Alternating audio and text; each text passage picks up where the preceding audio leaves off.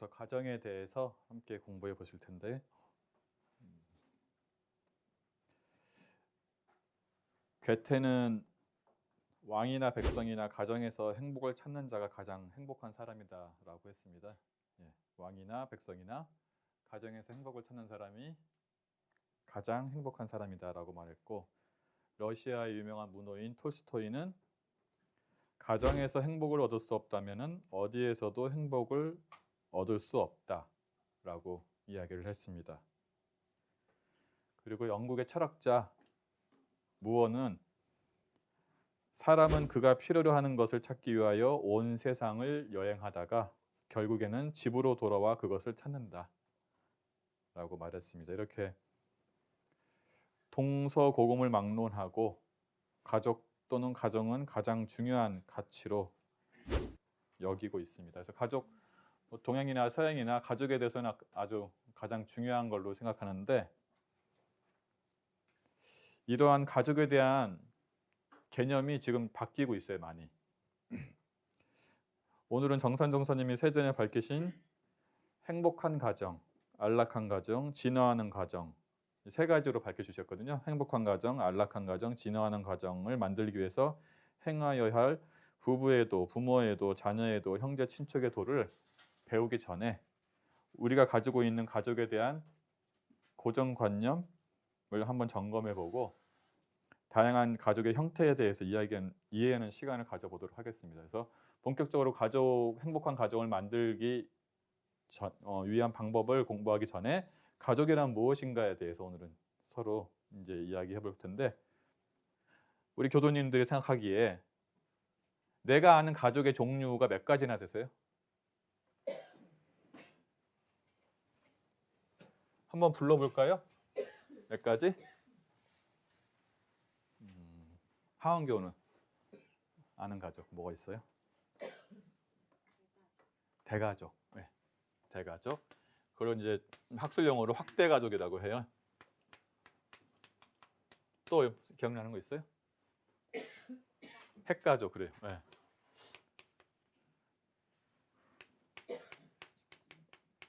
또 있어요? 요새 이게 초등학교 교과서에 나와요. 4학년 교과서에 다양한 가족의 모습해서. 이거 안 배웠죠? 우리 여기 계신 분들은 가족 하면은 교과서에 나온 가족은 이 두 가지예요. 보통 핵가족, 확대가족. 근데 이제 초등학교 지금 교과서에는 훨씬 많은 한 6, 7가지의 종류의 가족이 나와요. 많게는 10가지도. 가족의 다양성에 대해서 배우거든요. 네. 또 뭐가 있을까요? 네, 한부모 가족. 그렇죠. 10개 나와야 돼요. 그래야지 가족에 대해서 제대로 이해하는 거죠. 한부모 가족. 또 그렇죠. 다문화 가족.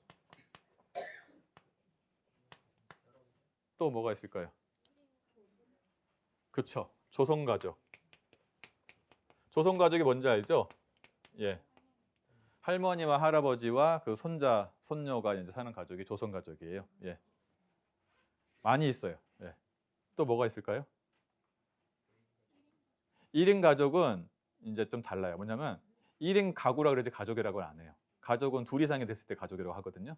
근데 보통 1인 가족에 나오는 것은 잘못된 표현이에요. 1인 가구라 그러죠, 보통. 예. 가구라는 개념은 한 공간에 살고 있는 사람을 가구라고 하는데, 1인 가구가 정확한 표현이고, 가족은 사회적 관계이기 때문에 1인 가족은 있을 수가 없죠. 2명 이상이 있어야 돼요.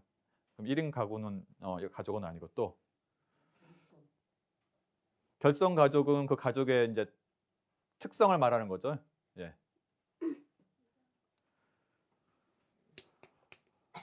노인 부부 가족 많이 있습니다, 요새. 그리고 아까 말했죠, 입양 가족.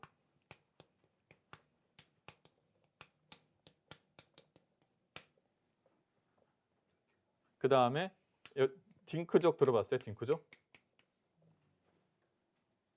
딩크족? 더블 인컴 노 키즈 해가지고요. 더블 인컴이라는 것은 맞벌이라는 뜻이고요. 더블 인컴이니까 노 키즈, 자녀가 없는 거. 그러니까 맞벌이 가족인데 자녀를 두지 않는 맞벌이 가족을 딩크족이라고 해서 오래된 이제 용어인데 요새 많이 있죠. 그 다음에 딩패족 들어봤어요? 이거 알겠죠? 딩크족 플러스 그러니까 딩크족은 맞벌이 부부인데 아이가 없는 경우가 이제 딩크족이라면 딩패족은 맞벌이 부부면서 아이가 없는데 그 아이 대신 애완동물을 키우는 요새 많이 있죠. 애완동물 뭐 애완견 천만 시대라고 하니까 그것이 이제 딩패족. 그 다음에 미혼모, 미혼부. 미혼부가 없이 미혼모가 없을 수가 없죠. 예.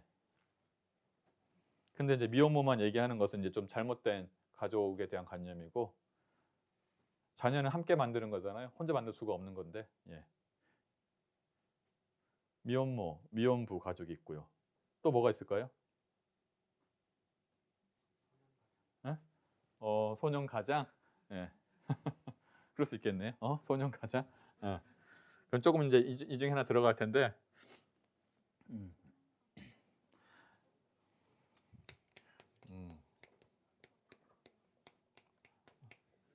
소년, 소녀 가장. 또 되겠네요, 가족. 예. 그 다음에 레즈비언 부부가. 예. 그 다음에 게이 부부. 레즈비언 부부 가족의 자녀도 있을 수 있어요. 여기다 게이 부부도 자녀가 있을 수 있고요. 어떻게 레즈비언 부부가 자녀가 있을까요? 입양도 있고요. 인공수정해서 한쪽이 인공수정해서 낳아요. 뉴욕에서는 이런 경우도 있었어요. 이게 두 레즈비언 그 여자 두 분이 결혼하셨는데 인공수정으로 아이를 낳았어요. A와 B가 결혼해서. 근데 그 A가 둘이 서로 싸웠어. 그래서 다시 이혼했어요. 그래가지고 이제 양육권 가지고 싸움이 일어난 거예요. 근데 A가 이제 인공수정 해가지고 낳았으니까 A는 피가 섞인 거고 B는 안 섞인 거잖아요. 결국에 이제 싸움이 더 법정 분쟁이 생겼는데 이제 법원 뉴욕에서 A의 편을 들어주고 B는 양육권이 없다라고 했는데 그것도 좀 이제 애매한 거죠, 사실은. 네. 그러는 경우가 있습니다. 그리고 게이 부부 가족은 어떻게 또 자녀가 생길까요? 예? 네, 대리모. 이거는 제가 보기에는 합법적인지 모르겠지만은 이제 인공수정도 있고 대리모를 구하죠. 예. 그러니까 어쨌든 간에 이제 한쪽씩은 이제 자녀가 생길 때 피가 섞이는 경우가 있고 입양을 할 경우에는 이제 혈연 관계가 이루어지지 않는데 이 정도 이렇게 다양한 가족이 있어요. 근데 우리가 일반적으로 생각하는 가정은 보통 이 정도잖아요, 그죠? 예. 머릿속에 이게 한 90% 이상 있을걸요? 예. 이것을 벗어나는 게 오늘 이제 목표인 거예요. 이것을 벗어나서 생각을 해야지 우리가 알고 있는 다양한 가족들을 우리가 이제 같이 생각해보고 도와줄 수 있고 할 수 있는데 요것만 생각하면은 과거에 묶인 거라. 요즘에는 이 확대 가족과 핵 가족이 전체에 제가 알기로는 아마 30%도 안 될 거예요. 예. 자, 이렇게 이루어지는데 여기 계신 분들은 그러면 자, 옛날에는 가족이라고 하면은 이걸 중요시했잖아요. 혈연, 네, 이성 간의 결혼,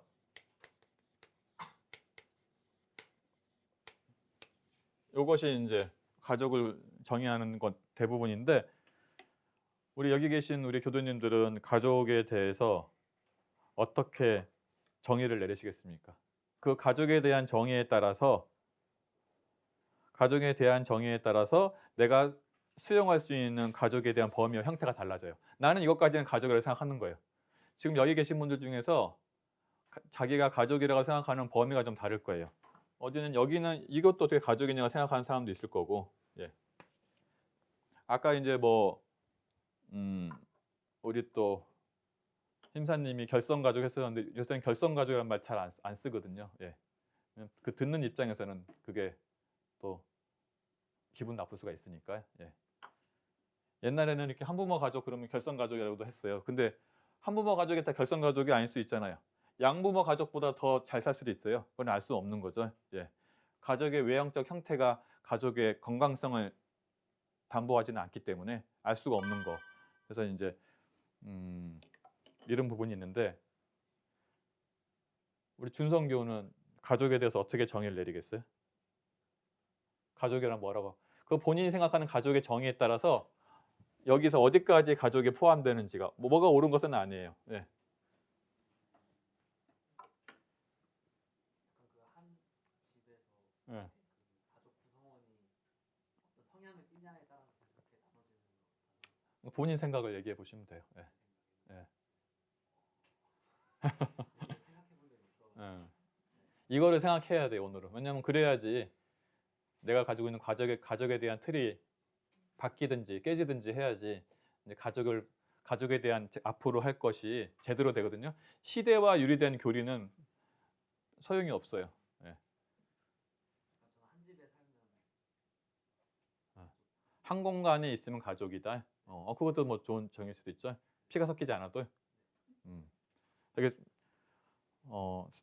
뭐랄까 새로운 정의네. 예. 상당 그럼 여기는 다 들어가겠네요. 예?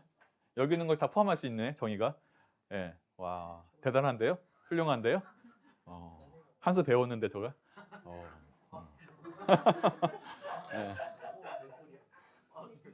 현승교는 어떻게 생각해요? 가족. 앞으로 가족을 만들어야 되잖아. 예? 그러니까 예. 결혼이나 결혼으로 인해서 이루어진 가족을 포함하고 예. 같이 그러니까 식구란 말이 예. 대신 한 단계 더 나갔어요. 여기는 한 공간에 있으면 가족이고 여기는 한 공간에서 밥까지 같이 먹으면 가족이다. 한 공간에 있지만 밥을 따로 먹으면 그건 가족이 아니다. 예. 예. 제가 전공이 가족학이잖아요. 예. 두 사람의 그런 정의가 상당히 신선한데요. 예. 학계에 발표해도 되겠는데. 예.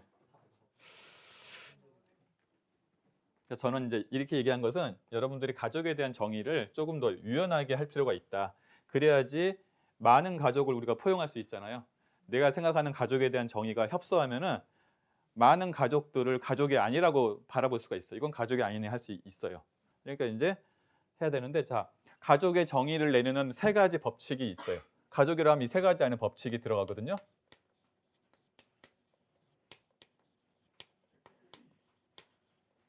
자연의 법칙,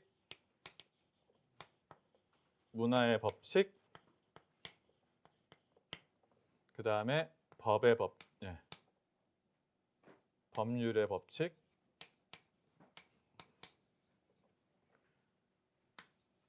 이 보통 이 세 가지 범위 안에서 이루어지는데, 자 제가 세 가지를 얘기해 볼 테니까 이것이 우리나라에서는 가족으로 인정될지 안 될지 한번 맞춰보세요.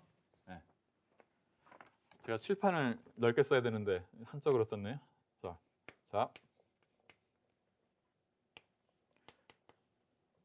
제가 디지털 대학교에서 가족 강의하는데 시험 문제 중에 하나예요. 이 시험 문제를 냈거든요. 예. 2명의 레즈비언과 2 자녀. 이건 우리나라에서 가족으로 인정될지 안 될지.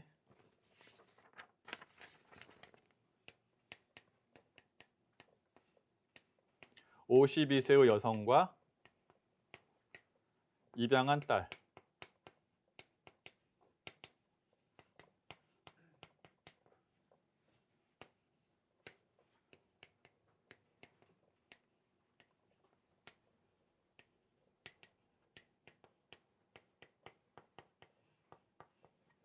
세 명의 동거하는 자매. 우리 두 사람의 정의하면 다 가족이 될 것 같은데, 자, 두 가지를 한번 생각해 보세요. 두 가지. 한 가지는 한국에서 가족이라고 정의되는 거, 인정받을 수 있는 거. 그리고 두 번째는 이 세 가지가 이 세 가지 법칙 중 어느 정의에 해당되는지 한번 생각해 보면은 좀 되는데, 자, 먼저 한국에서 가족으로 인정받을 수 있는 건 어떤 걸까요? 1번 받을 수 있어요? 안 돼요? 2번은요? 야, 안 돼요, 2번이요? 안 돼요? 그전 법이 바뀌었나요? 다시? 네. 2번은 자, 3번은 네. 자, 한국에서는 동성애 간의 결혼, 동성 간의 연애는 막지 않아요. 인정을 해요. 연애도 인정 안 돼가 있거든요. 근데 동성 간의 연애는 인정이 되지만 동성 간의 결혼은 인정이 안 돼요. 네.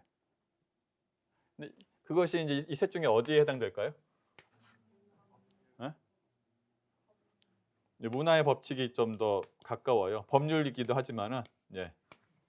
문화라는 것은 이제 그러니까 법률이라는 것은 법의 법칙인데 문화라는 것은 우리가 정서적으로 수용이 가능하냐 그런 거예요. 예. 법으로 정해도 정서적으로 수용이 안 되는 게 있잖아요. 예. 그러니까 우리 유럽에서는 이런 것들이 정서적으로 수용이 돼요. 그것은 이제 문화의 법칙인 거고 우리는 문화적으로 수용 안 되는 게 많잖아요. 지금 격렬하게 부딪히고 있죠. 예. 기독교계하고 이쪽하고요. 절대 이거는 안 된다고. 예. 문화적으로 아직 여기 수용이 안 돼요. 정서적으로 받아들이지 못하는 거예요. 예. 그런데 네덜란드, 덴마크 같은 경우에는 이것이 인정이 되거든요. 그리고 결혼의 의무와 권리까지도 인정이 돼서 입양도 할 수 있고 이런 상태예요. 유럽에서는 대부분 많이 인정이 되고 2번은 어때요? 52세 여성과 입양한 딸 이거는 어느 법칙에 해당될까요? 한국에서는 허용이 되고 그렇죠. 법률의 법칙인 거죠. 이거는 문화적인 것보다는 이제 법률로 인정해 줘요. 예. 그래서 가족이란 정의에 필수적으로 들어가는 것이 한국에서는 예. 이성 간의 결혼과 혈연 그리고 입양으로 이루어진 관계를 보통 이제 가족이라고 해요. 전통적인 정의가. 자, 그러면 3번은 뭘까요? 3번은 어디에 해당될까요? 예. 자연의 법칙은 혈연하고 이성 간의 결혼. 동성 간의 결혼은 아니에요. 자연적이지 않다고 봐요. 예, 이성 간의 결혼, 혈연 이 두 가지가 들어갔을 때 이제 들어가는 이거는 혈연이 되잖아요, 그죠? 자매니까. 예, 이건 입양이라는 법적 절차가 들어가고 이것은 이제 정서적으로 우리나라는 아직 수용이 안 돼서 정서적으로 수용이 안 되면은 법적으로 보통 많이 안 만들어지는 경우가 많이 있죠. 예. 자, 이제 대부분 이제 이 세 가지 틀 안에서 가족에 대한 정의가 이루어지는데 보통 어떤 사회에서 어떠한 법칙이 더 우세하게 작용하냐에 따라서 그 사회가 인정하는 가족에 대한 정의가 달라져요. 자연의 법칙이 우세한 데에서는 아무래도 혈연관계 중심으로 가족을 정의하겠고 법률의 법칙이 이제 우세한 데는 이런 자연의 법칙뿐 아니라 법적인 용어를 중심으로 법률적인 의미로 가족의 정의가 많이 되고 문화의 법칙이 많이 좌우한 데는 다양한 이제 문화적인 배경들이 이런 자연의 법칙이나 법률보다 더 우위에 서게 돼요. 그래서 이제 우리나라는 어떤 것 같아요? 우리나라는 제가 보기에는 자연의 법칙이 제일 우세한 것 같은데 아직까지는요. 예. 그래서 가족에 대한 정의는 이렇게 다양할 수가 있다. 아까 같이 한 공간에 사는 사람을 가족이라고도 하고 한 공간에서 같이 밥을 먹는 사람을 가족이라고 할 수 있고.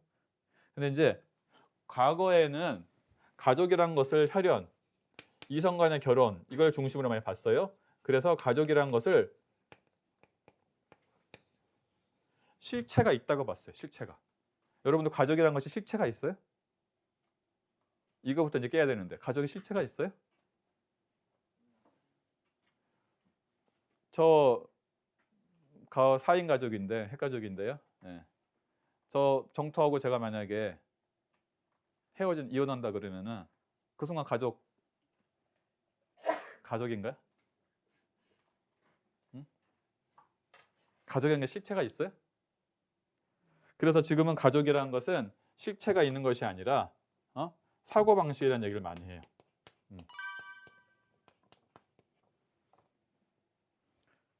사람들이 생각하는 하나의 사고 방식이 가족이다. 그래서 아까 같이 나는 한 공간에 있는 사람이 가족이라고 생각하면 그게 가족인 거예요.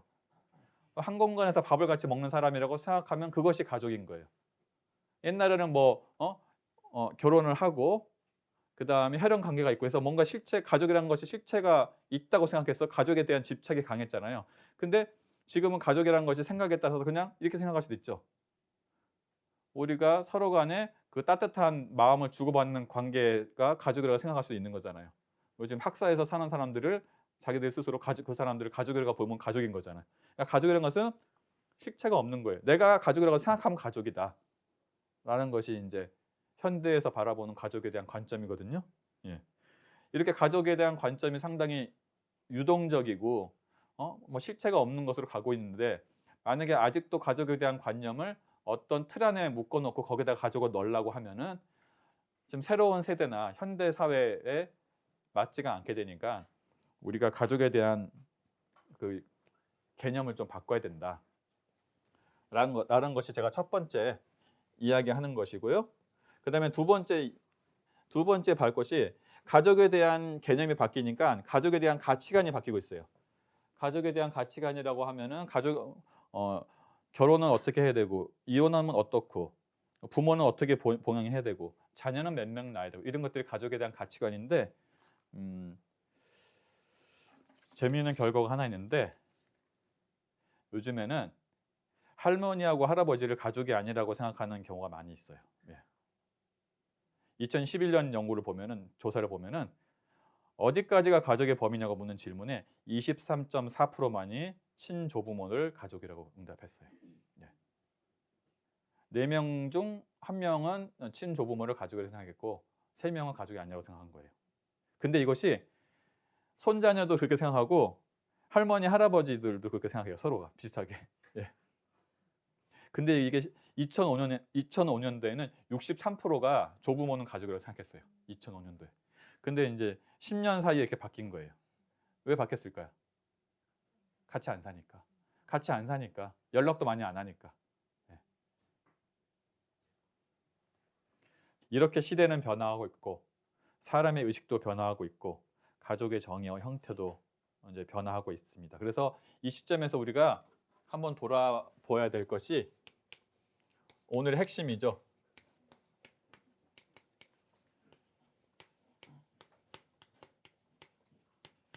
정상가족 이데올로기. 예. 우리 마음속에 어떠한 것이 정상가족이라는 것이 만약에 굳어져 있다 그러면은 그 나머지는 다 비정상으로 볼 거 아니에요. 대부분의 한국 사람은 이성 간의 결혼 제도 안에서 부모와 자녀로 이루어진 핵가족을 이상적인 가족의 형태로 보고 있어요. 예. 그래서 이것을 벗어난 가족을 보통 비정상 가족이라고 많이 하거나 또 결손 가족이라고 이렇게 하고 있는데, 과연 무엇이 정상이고 무엇이 비정상인가? 라는 이제 질문을 한번 던져보는 거예요. 네. 무엇이 정상일까요? 도신교, 어떤 게 정상적인 가족이에요? 정상적인 가족을 판단하는 기준이 뭘까? 우리한테 익숙한 것은 정상적이고 다수가 하고 있는 것은 정상적이고 우리에게 익숙하지 않은 것은, 그리고 소수가 하고 있는 것은 비정상적인가? 다양성과 차이를 비정상이라고 규정할 권리가 누구에게 있는 것인가? 라고 해서 지금 이제 정상가족 이데올로기에서 벗어나야 되는 거죠. 어떠한 가족의 형태가 정상적인 가족이라는 것을 이제 조금 놔야 되는 거예요. 예. 판단 유보를 좀 해야 돼요. 예. 안 그러면은 많은 가족들을 비정상으로 몰아갈 수가 있죠. 예. 중요한 것은 가족의 형태가 아니라 가족이 얼마나 제대로 기능하고 있는가가 중요한 거죠. 핵가족이지만은 제대로 기능하지 않는 가족이 있을 수 있고, 우리가 뭐 이원 가족이나 재혼 가족, 한부모 가족은 건강하지 못한 가족이라고 우리가 판단할 수 있지만 오히려 더 건강하게 자랄 수도 있는 거고, 그거는 이제 가족이 얼마나 정상적으로 기능하는가가 더 중심이다. 그것을 좀 더 중요하게 봐야 되지 않을까라고 생각을 합니다. 예. 그래서 앞으로 우리가 이제 공부를 우리가 앞으로 이 가족에 대한 다양한 부부에도 부모에도 뭐 자녀에도 형제 친척에도 등을 할 텐데, 거기서는 이제 나의 관념을 놔야 돼요. 어떠한 가족이 정상적인 가족이고 어떠한 형태가 옳은 가족인지에 대해서 일단은 판단 정지하고 일단 놓고 정상 비정상을 놓고 그냥 빈 마음으로 가족의 기능에 집중해서 가족의 형태가 아니라 가족의 기능에 집중해서 건강한 가족을 바라보아야지 진정한 건강한 가족, 행복한 가족, 안락한 가정, 진화하는 가정이라서 우리 정선 전도사님도 가족의 기능에 대해서 말씀하셨지 어떠한 형태로 가족을 만들어 말씀 안 했잖아요. 여기 뭐 4인 가족으로 해야 된다, 대가족 해야 된다 이런 얘기 없어요. 행복한 가정, 안락한 가정, 진화하는 가정이라고 가족의 기능을 말씀하셨지. 그러니까 그런 사고방식의 전환을 한번 가지면 좋을 것 같습니다. 오늘 여기서 가족에 대한 이야기를 마치도록 하겠습니다. 감사합니다.